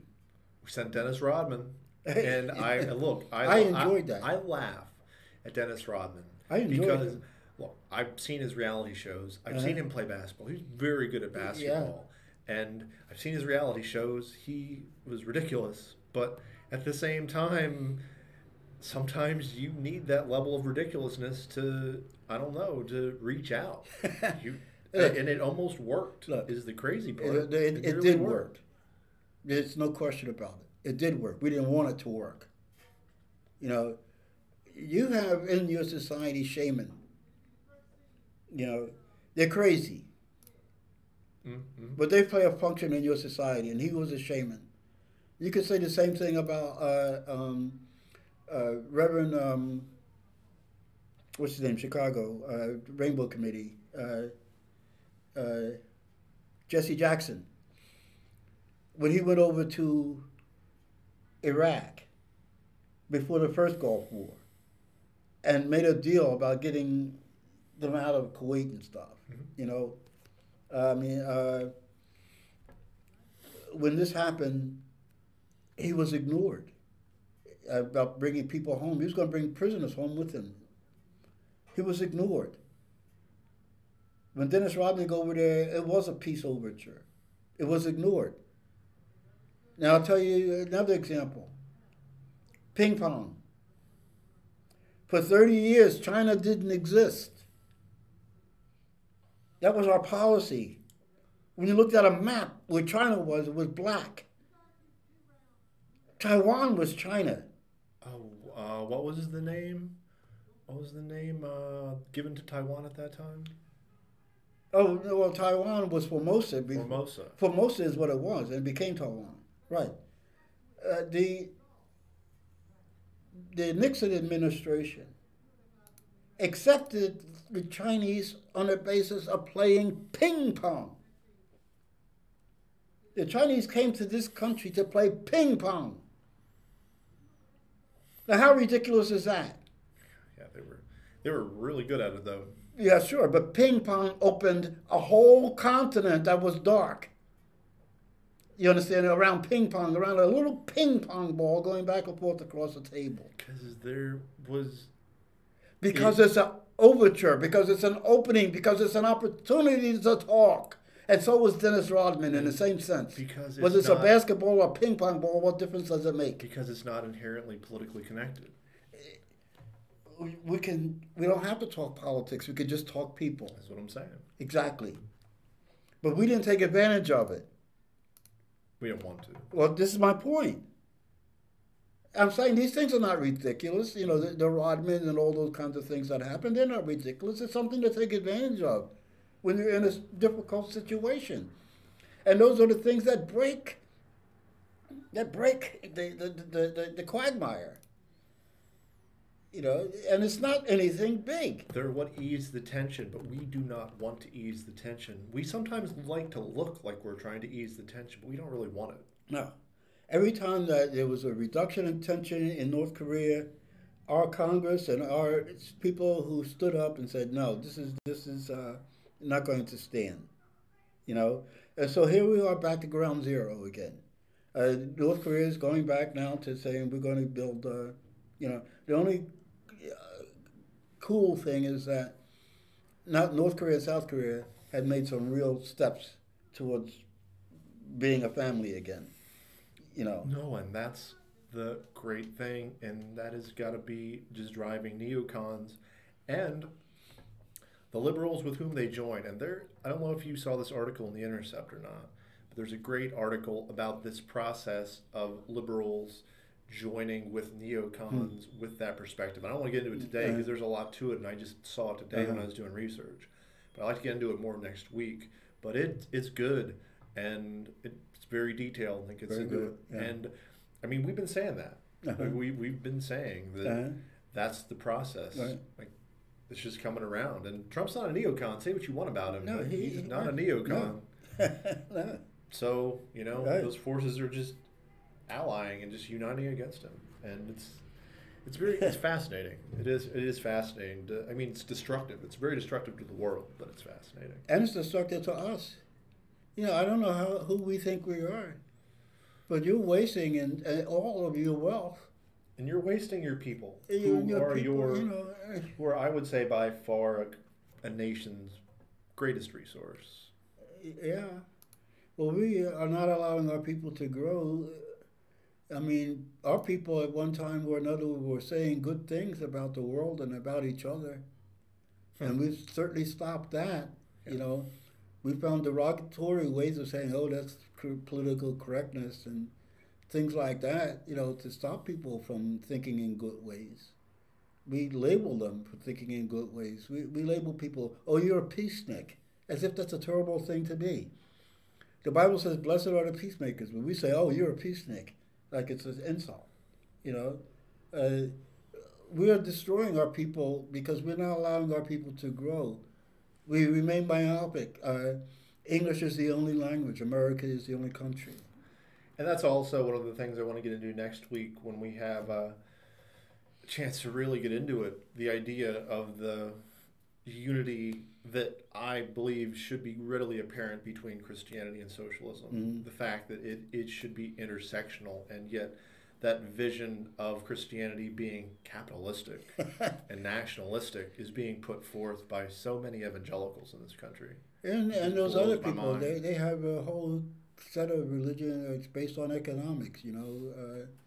The more money you have, obviously the more God has blessed you. And we haven't talked about Bolsonaro in a while, but he is definitely one of those people who is a prosperity guy, and one of the main people he's put in charge in his administration is one of the biggest prosperity pastors in Brazil. Yeah. And that whole mindset, to me, is just toxic. It's certainly anti-Christian. Yeah. Don't tell them that, though. Oh, well, it's obviously like anti-Christian. Yeah. Bill, just like the Bible, I bring the good news today. Yeah. Good news is this. The age of self-inflicted American shame is over. Oh. Says Mike Pompeo in his address to Cairo, where Obama said those things regarding the Arab Spring back in 2011. Good news. Yeah. The age of self-inflicted American shame is over. Yeah. When did it start?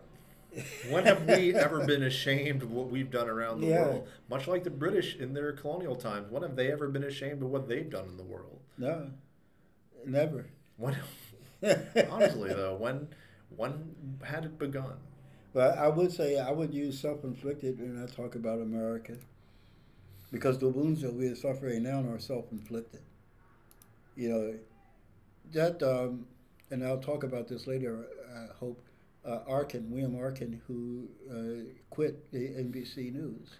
Yeah, I read that. That was You know, good. you know. I didn't, to be honest, I hadn't seen much of him when he broadcast. Oh, For I saw. NBC. He was one of my heroes actually, because he used to always try to tell the truth. Sometimes I used to think that his voice was toned down, Probably was. but he was not there. And for example, he didn't want to go to Iraq, and he didn't believe there were weapons of mass destruction.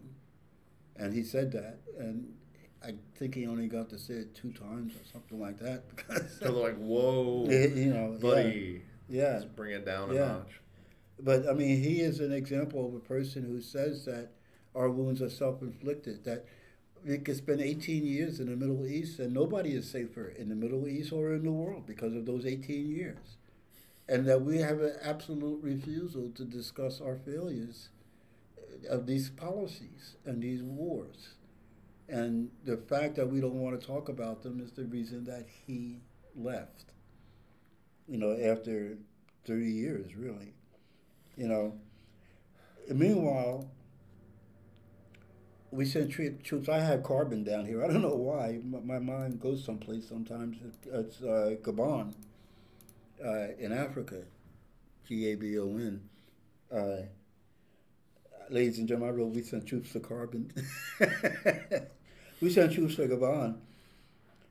And we said that the reason that we're sending troops to Gabon is because we want to be there to protect the Congo from violence that might result from their election, their first election since 1960. Well, thank God.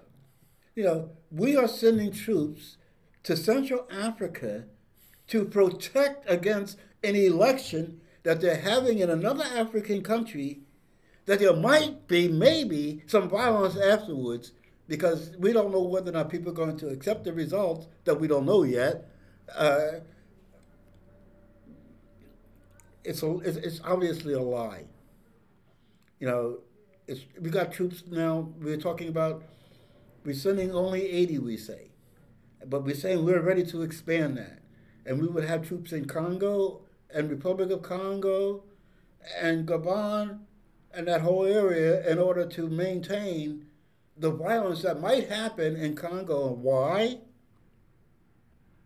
Why are we concerned about the elections in Congo?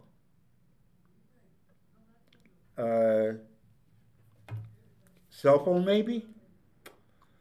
Yep. Cell phone maybe? Maybe the minerals that we need to produce these cell phones come from there? And that we're not there because of humanitarian reasons at all? But we're using our military again. And I again hearken us back to the example of Europeans, especially the British in Africa in the 19th century. The idea that we are still flexing our imperial colonial muscles and trying to be that sort of colonialist power. And I just read it was pretty good. I'm sure there are better sources regarding the discovery of most of the continent of Africa and Victoria Falls and the source of the Nile and everything like that. And it just would not be, for me, out of the realm of possibility that we show up in Africa at some point and our response is much the same as the response was by the man we sent to find him in the first place, Dr. Livingstone. Dr. Livingstone, is that you, I presume? And the idea that this wild and beautiful and as before on ruined land is yet again, first by the original colonizers and now still by us, being ruined, being exploited, and being vandalized and plundered by neo-colonial powers is just remarkable in this day and age. And we have no shame. We have no shame about it. Yeah. Because the age of self-inflicted American shame is over. Thank God. Yeah. Before it had ever begun. Before it ever began. Hey, it's interesting that on the day that our troops arrived in Carbon, is an attempted coup. Mm-hmm. Isn't that interesting? Quite a coincidence. Yeah, interesting. Yeah. That's a word. Yeah. The Americans are coming. Let's have a coup. It follows.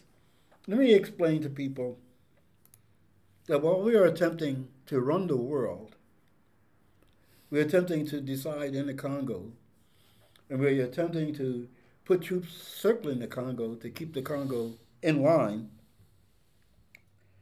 At the same time that we're deciding that various peoples around the world should, for example, in Venezuela, they don't even deserve an economy. We're withdrawing, you understand, from any kind of agreement or treaties that we have made around the world. We have withdrawn from the ICC. You know, that's the International Criminal Court. Mm-hmm. You know, because we don't want that anybody should be able to sit around the world in a court and make a judgment on us. We are beyond that. We are above judgment.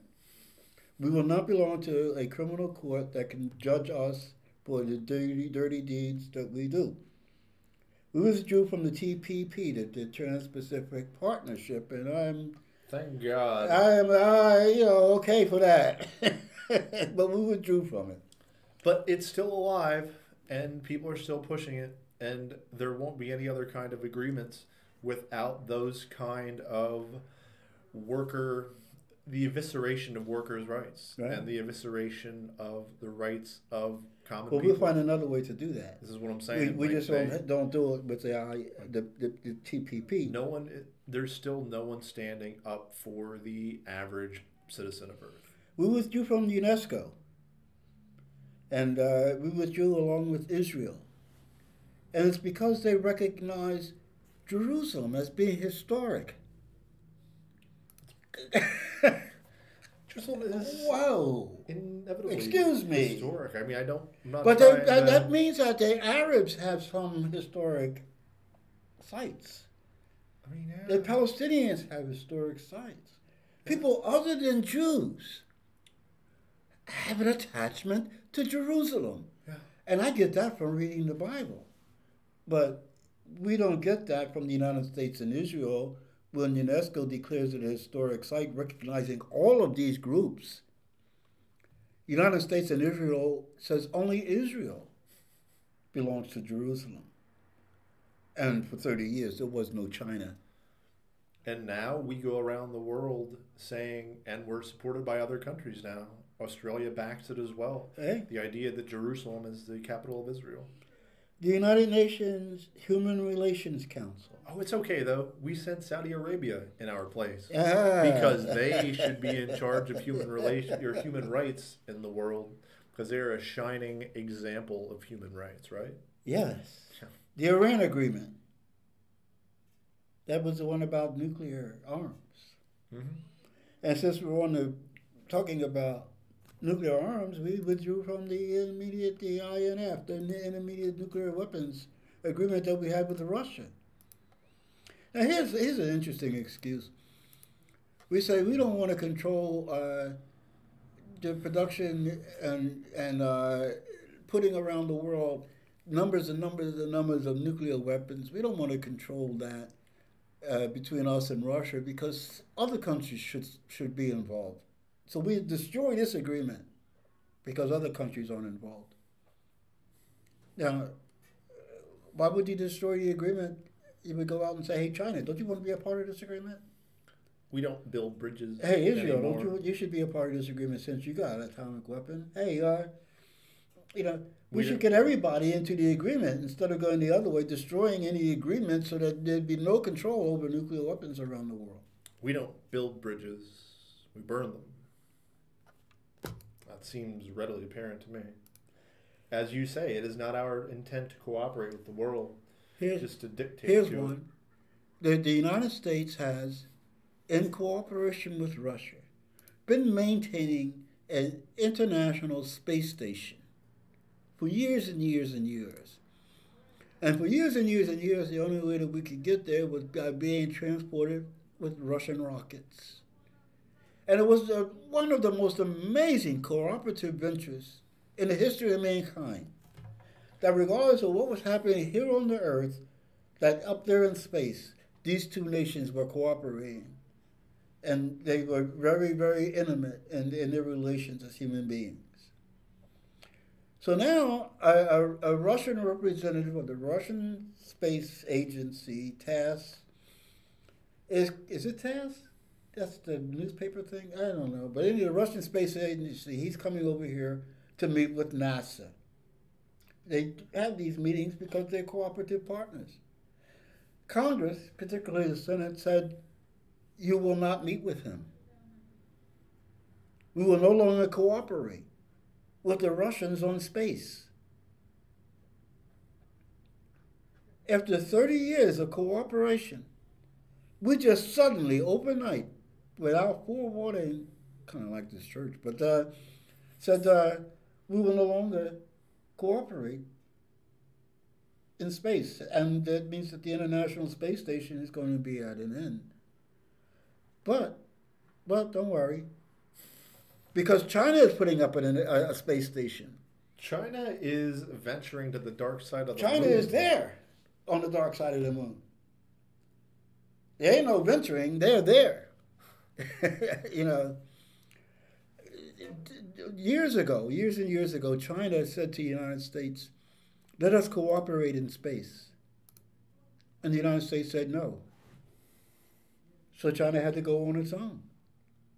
So instead of being a cooperative venture on the far side of the moon, it's a Chinese adventure.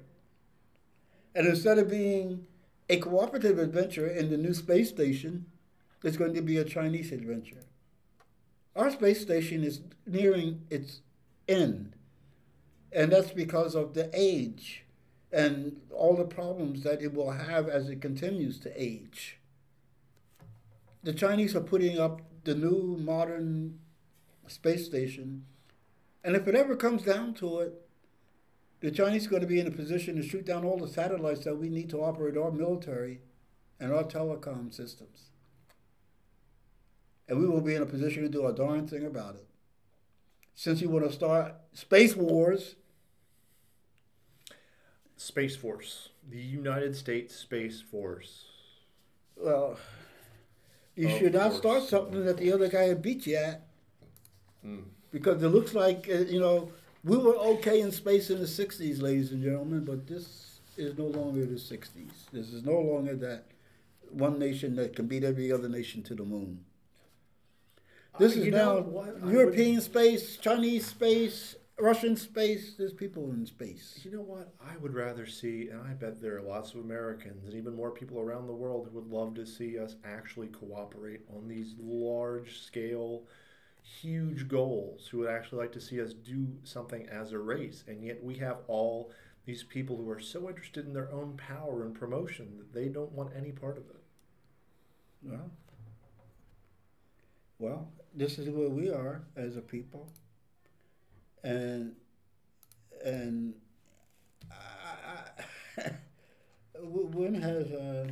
why did I say that? Because Nikki Haley told the United Nations that, talk about cooperating with the world. There's no return on our investment. She said we pay 22% of the United Nations bill. I mean, we keep touting that we are the richest nation in the world ever. And now we're complaining because we pay 22% of the United Nations bill, and they don't always vote with us. And look how it has corrupted our character, being the richest nation in the world. Look how it has corrupted our character. Not that it was ever that shining in the first place, but just look. She told them that we are not going to cooperate with them because we don't get a good return on our investment. Now here is a case again. I say to you, did you hear Bernie say anything about this? Did you hear any of those congressmen and senators or whatnot stand up and say, we intend to cooperate with the United Nations and the other countries of the world. Nope. Nothing. We're making a clear statement to the world that we don't intend to cooperate with anybody. But do you hear Bernie or anybody standing up and telling the world that we are here as a partner to the rest of the world? But see, they know that, though. You know what? The American people is the only one who can be sometimes confused but easily convinced that we shouldn't want to be a partner. But no, they know that we don't want to be a partner with the rest of the world. Huh. Full-fledged. This is why I want to talk about our heroes for a minute. Because we pick out some really bad heroes. I think Smedley Butler should be one of our heroes. Good old Schmedley. You know? Yeah, no, he's a good one. And also, interestingly, a flawed one. The idea that he was initially that militaristic proponent of imperialism, but then came to that moment of realization and just spoke on that. Yes. Say, war is a racket. Right. His famous speech. And if you haven't seen it, I highly recommend that you do. Please do. And I think that's important, that we have flawed heroes. We have people who were not paragons of perfection. People who had that moment of realization. Look at Saul and Paul. But look at the side that he came out on. This is what I'm talking about in terms of a hero. He's a real hero that way. Because he started out flawed makes him even more of a hero. But the people who we celebrate that I'm talking about here are the people who are bad examples. But we make them good examples. When I was a kid, I went to summer camp. I was at up in the Pocono Mountains, and that was a summer camp that was owned by the Philadelphia schools, as a matter of fact. Wow, that's pretty cool. Yeah, Camp London. We the camp up in the Poconos. But anyway, we did a play that summer, and I was in the play, and I played a guy named George Armstrong Custer. Huh. And I was surrounded by these kids who were playing Indians. Mm-hmm. And they were getting ready to kill me, and they said, "Do you have anything to say for yourself?" And I bust out into, "Give me some men who are strong-hearted men who will fight for their life to, start me with 10 who are strong-hearted men, and I'll soon give you 10,000 more, shoulder to shoulder and boulder to boulder." Mm-hmm. I learned, what was I, 10, 11? That George Armstrong Custer was a hero to be recognized. The bravest of the brave. The bravest of the brave, the big blonde-haired guy with the blue eyes and the swashbuckling sword. Mm-hmm. You know? Later, of course, as I grew, I learned that this was a guy who was stupidly arrogant. Yeah, he was a genocidal fool. He was a genocidal fool. I learned that he was a guy who raided Indian villages early in the morning when the men weren't there, killing babies and women. Mm-hmm. And then I read that he made this stupid attack, attacking these Indians, who just beat the crap out of him and killed them all. And I thought that coming out of all that, the hero would have been Chief Sitting Bull. The man who was able to pull nations together that had not cooperated before against a common foe. Mm-hmm. And to meet that common foe on the battlefield and subdue him, I thought that victor should have been the American hero. But we chose Custer. Of course we did. George Armstrong Custer was the American hero. And we have a lot of American heroes like that. We have bad wars, immoral, wars. We had, what was the name of that battle where we just killed all those Indians? They wrote the book about how they all died in the snow. Wounded Knee, the Battle of Wounded Knee. I mean, the story of Chief Joseph. Oh my goodness, I will fight no more forever. Were we not sitting there with howitzers and machine guns and just obliterating them as they approached? Yes. Yes, we were. But we made heroes out of those people. We act like they were in some really fantastic battles and did some amazing things on the battlefield. Mm-hmm. when they could go in and outgun you and attack you in a village early in the morning, starve you in the hills, and kill the buffalo that you need to survive, and fill your blankets with smallpox. These are the tactics that defeated the Native Americans. Mm-hmm.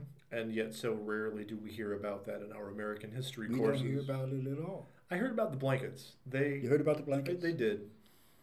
I don't know. Our teacher was pretty good. Uh-huh. He brought in some external sources that were outside of the main textbook. He spoke to it, which I appreciated. It was still pretty straight and narrow mainstream, Yeah. but it was good. Mm-hmm. Brought that part into it at least.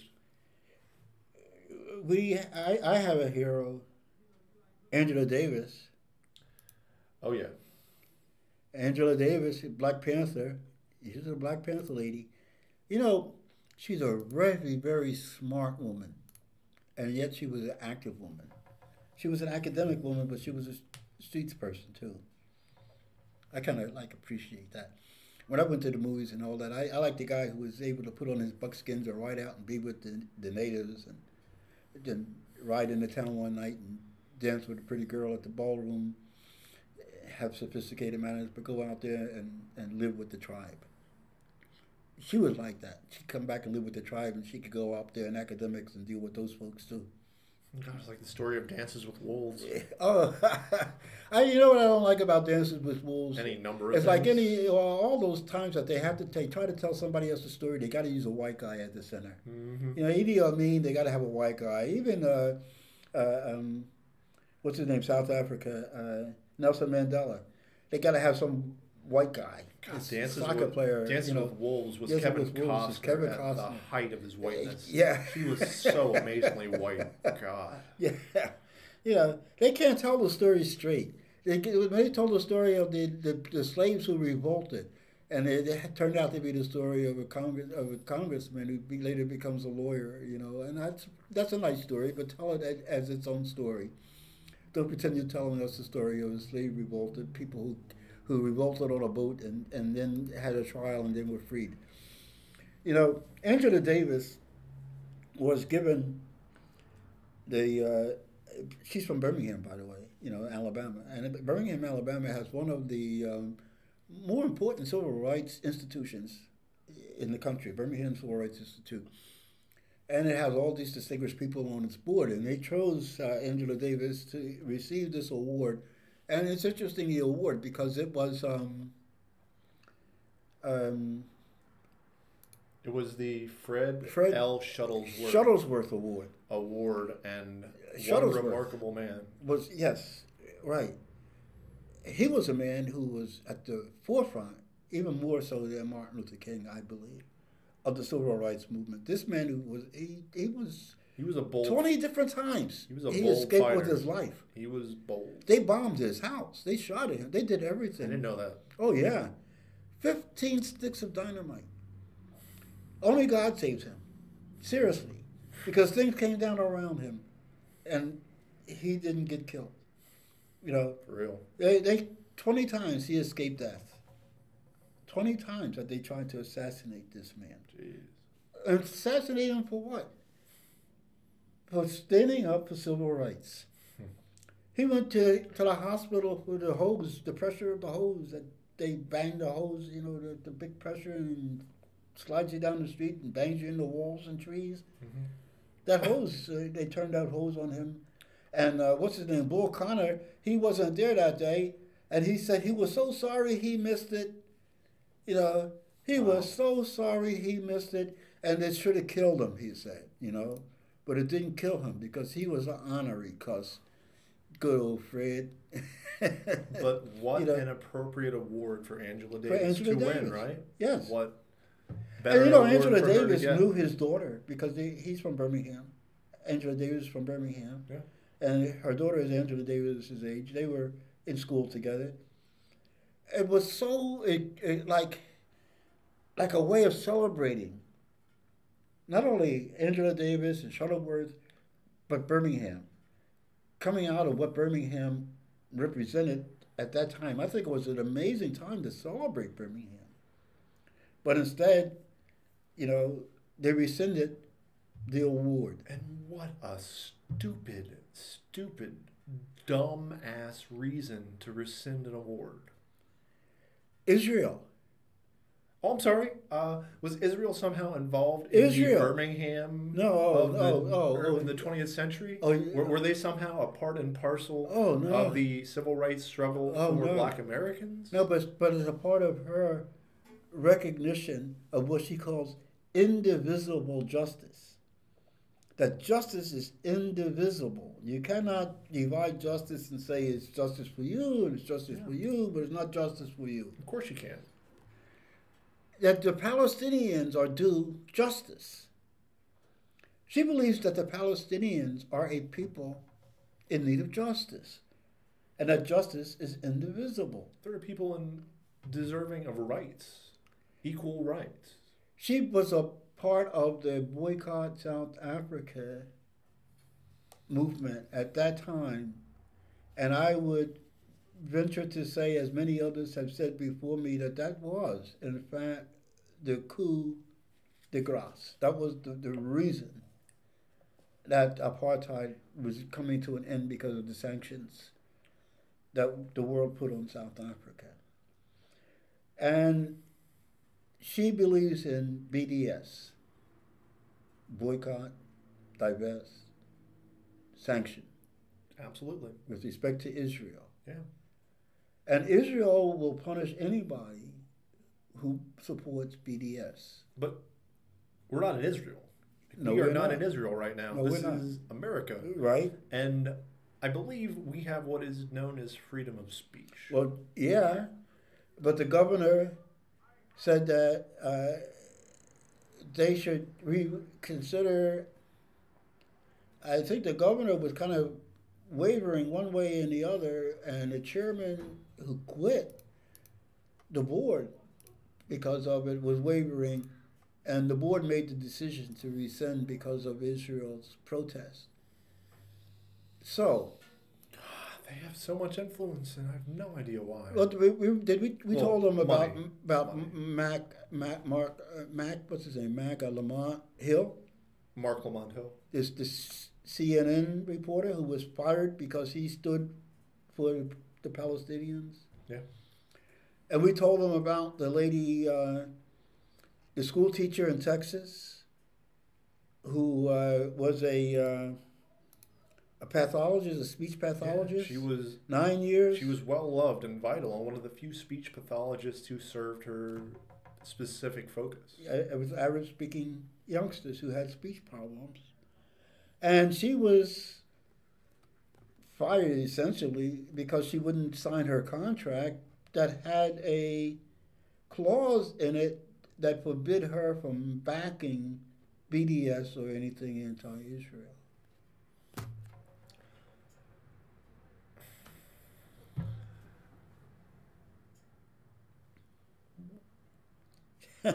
There is no place in America that is justified to be covered by such a law. There is none. We are not Israel. And even in Israel, such laws should not exist. But we're in America. We are an independent nation. Or are we? There are 26 states that have such laws. And I think 10 or so more who are in the process of gaining such laws. And Marco Rubio stood up in the Senate and proposed a Senate Bill number 1, the first bill of 2019, to extend this law nationwide. Nationwide, you will not be able to speak against Israel. Nationwide, you will be denied your First Amendment rights to speak against Israel. There is no law. You can speak against the United States. You can speak against your state. You can speak against the president. You can speak against the president. But you can't speak against Israel. And what a game of mental gymnastics. You must participate in to somehow make that make sense in your mind. It's remarkable. Even Bernie did speak on this. Bernie spoke to the irony. He's been good on that this. The first law, that the first bill that's proposed in 2019 is one to take away First Amendment rights. He finds that ironic. No, he's been good on this. Well, good. Not everything, but he's been good on this. You got Rashada Tlaib, who's also speaking on it in the House of Representatives, and that's good as well. But how did we come to this? I mean, there's AIPAC. There's a lot of other lobbies as well who are pumping huge money into American politics. Then American politics is simply about money. Is that what we're to come away with? Yeah. Oh. Yeah, welcome to 2019, Bill. Actually, welcome to 1789. Yay. Well, here we go. Because it's always, of course, been a part of American politics. Well, I said that this is the year of the birth of the crisis. From this point on, we're going to measure a downward flow. Yellow vests everywhere. Yellow vests are getting big they had a heck of a thing in France this weekend, but also in London. You know, it's getting to be serious, even in London. Yeah, and that environmental movement we talked about a few weeks ago, we are actually, they are planning actions in places all around the country, and they're looking for people to get into that and support it. Yes. And I highly recommend it because it is priority number one around the world, and those are the kind of protests that get no space from governments, who get no allowance. If you're in that kind of protest, you will be stomped out. Let's not make any bones about it. So know what you're getting into, absolutely. But look at there's still a purpose to it. We have the Sunrise Movement, it's called. The Sunrise Movement is composed of young people. People who will be affected the most by climate change. People whose lives could be on the line. Quite frankly, I mean, them themselves, not even their prodigy, because their offspring we know. As a matter of fact, a lot of them are actually afraid to have offspring. You know, their lives are on the line, and they are speaking up, and we don't listen to them. I mean, no. Our New York Times, our Washington Post, our Los Angeles Times, our Patriot News, Philadelphia Inquirer, Atlanta Journal. I mean, who is paying attention for these kids? Oh my God. Yeah, and it is the young people who are most affected, who have the most skin in the game, who are already acting, who are already taking action. But we're supposed to be adults. We either follow them and do our part or get out of the way. The child is the father of the man. Remember that from the Renaissance poets? No. The child is the father of the man. You get into Wordsworth's We Are Seven, for one. But anyway, the children know some things, and before they become adults, we have to thrash them out of them. But also, in The Prophet by Khalil Gibran. And I can't recite it, but the main idea is, you know, the child is an arrow, and you shoot that arrow, but once you've shot it, you have no effect on how it shall go. No. You don't even know where that arrow will go. You, as a parent, you are not even the string. You're only the bow that bends, because the string gives direction. You bend and then you unbend to release that kid into the future. Project that kid into a future that you don't know and cannot direct. You can only prepare as generally as you can and as much as you can that there will be life. But on the other hand, you can believe in the 7 generations. You can believe in keeping the earth good for them, the environment sound for them, the river that they could drink, the fish that they could eat. You can guarantee them life by what you do today. And you can think in 7 generations as you do that. Yeah. And yet those same people in power are saying it's up to individuals to take that action, and that it's not corporations who are doing the majority of the polluting and who are contributing to global warming and all that other stuff. You know? They BS us. They know better.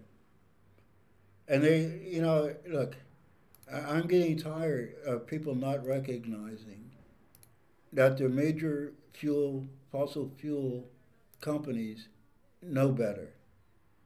And that they have all participated in scientific studies that showed them what that future will be. That they have all at one point or another did the work themselves and published among themselves the work that forecasts global warming. And then they decided to hide that and disguise that and obfuscate that and all the other things that they are doing deliberately so that those things will be argued rather than known. It's time for us to get off of this wagon of acting as though we don't know. It's time for all of us to act as though we do know and that we know with an urgency. And if we don't reflect not only knowing, but if we don't reflect the urgency, then those kids in the Sunrise movement don't stand a chance. Urgency. That is an absolute correct assessment of our situation. And as we wrap up today, why don't we speak on William Arkin? Yes. And you said that he is a hero of yours. I'm unfortunately not very familiar with his work, but he sounds like a journalist. He sounds like an actual journalist, and that's hard to find. Well, one of the things that's missing from all of our reporting these days is a real expertise. We no longer have people who really are serious about learning about things and becoming scholars, becoming analysts, becoming people who know what they're talking about. We're only given people who take a particular side and take up a particular talking point. And those talking points are fed to them in the morning. You listen to Stephanie Miller or any of those shows in the morning, and you switch from one to the other and you hear the same words. And you say, boy, they've been reading the same talking points. I don't know if they fax them out or how they get them out or send them out by email, but somehow or another, they all get the same points to talk. And he never did. He was an independent thinker and a smart one. He knows military. So that wasn't going to last. It lasted 30 years off and on for various, he worked for NBC, he worked for Washington Post, he worked for various outlets, off and on as an analyst and so forth. But he always took the wrong position. When we were going to war in Iraq, he took the position that there were no weapons of mass destruction. And not only did he take the position, but he cites evidence. I mean, he cites the people who've been over there to look for him. He cites the number of years of inspections. He cites when certain things were destroyed and known to be destroyed. He knows what he's talking about. As opposed to him, they put up the general who is a war and doesn't reveal that he works for Boeing. Mm-hmm. He's come to a point where he's called on less and less. His ideas, his expertise is used less and less as we are driven more and more towards perpetual war. And he's not allowed to speak about that. And he resigned because he says we're not allowed anymore to tell the truth. Yeah. And he cites, and people please go and William Arkin, letter of resignation. That's enough to get you that letter. And read it for yourself. This is good. It's not long. It's like a 5-minute read, but right. It really says a lot. It's cogent. And it sounds like he's going to be doing his own thing for a while and really being able to be unfiltered. And he's well known enough that he's going to be able to make that work. And Very excited to see what he's going to have to say. We've been talking about, and we'll continue to talk about journalism and politics and what that means. And this is one example of what that means. What he is telling us from his vast experience, what Chris Hedges has told us from his vast experience, and others, Ed Schwartz, you know, is that the news media these days, the corporate news media, is running on a narrative that is given to them by the forces that be, that we can define generally as being the dark, the deep state. And that these decisions are made by them in cooperation with the media outlets. And if you want to see the extreme example of this, take a look at what is called Integrity Initiative in Britain, where they're using the taxpayer dollars to influence journalism and entertainment to, not only in America, by the way, you want to talk about somebody who meddled in American elections. The British did. Absolutely. And the Integrity Initiative was one of the ways that they did it. Sure. They gather clusters of journalists and entertainers and whatnot who are going to give out a particular written narrative by their think tank. And they will not only oppose Russia and China, they will oppose Jeremy Corbyn. You know, they will oppose anybody who stands for peace. Their process is to get out a propaganda, and we have generals who belong to our own such groups who say that propaganda is good. And on the other side of all of that, there are people like William Arkin and Chris Hedges, you know, Glenn Greenwald. In Greenwald, yes. What's her name? Oh, it's a really good Democracy Now. She is not. I'm telling you something. She's a disappointment. I'm telling you something. Yeah. She has really bitten the biscuit. Man, I mean, and it's the Trump thing that did her in. She is so vehemently opposed to Trump that it destroys her insight. People who used to be on that show regularly are no longer on that show regularly. And I'm talking about the Greenwalds, and I'm talking about the Noam Chomskys. And, mm-hmm. you know, to me, that show has deteriorated for lack of objectivity. You know, and I'm sorry to say that about Amy. And there's still some good shows. I still, you know, sometimes I get so mad I turn it off, but most of the time I still watch it because she does tell us things. I mean, she did some really good stuff on the on this woman who was released after serving 16 years. Cyntoia Brown. They did a very nice piece on that show. Background and everything, and they did a very thorough job. I'm going to give that to her, but I'm going to tell you that she really has. She really has. This Trump thing has really destroyed her ability to see the big picture anymore. It's a real shame. And that's going to do it for us today, and that's a real shame, but be heartened, because as Americans, we no longer have to be ashamed of our past or our history, according to Mike Pompeo. Thank God. And we just want to leave you with that. Whereas we just, again, really encourage you to take a close look at what we do and who we are as a people. And just to take a look in the mirror, as we say, and just, you know, be honest with ourselves. I want to say that I saw somebody this morning on television, and the discussion was on the Russia issue and the issue in South America. And one of the people kept saying things that were historic about how we got into this situation.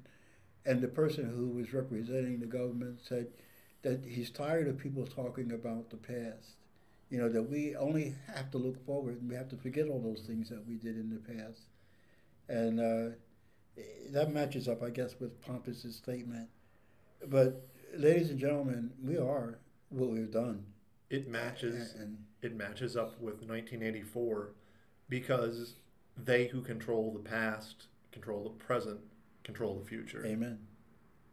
For Bill Jameson, my name is Justin Geist. Thank you for listening and for watching. This has been Reach Out.